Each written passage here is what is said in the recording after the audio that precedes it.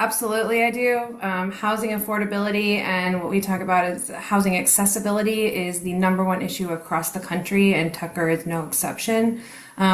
We also have a very senior population. We are one of the oldest cities in DeKalb County demographically, and we have a lot of folks who have owned their homes totally paid off since, for like 30 or 40 years. And they don't necessarily want to keep the maintenance up at that house, but they also don't want to lose their community, right? We do not have housing types that meet their needs.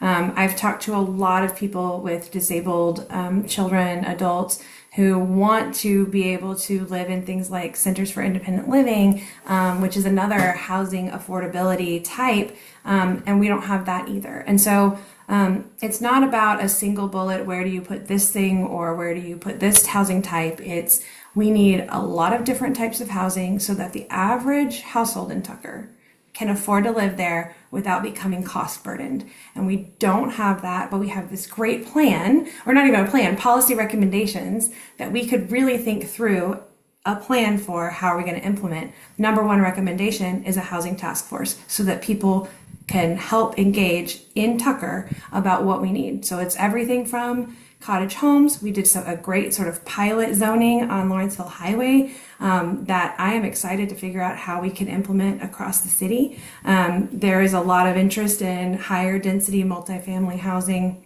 over in the North Lake area.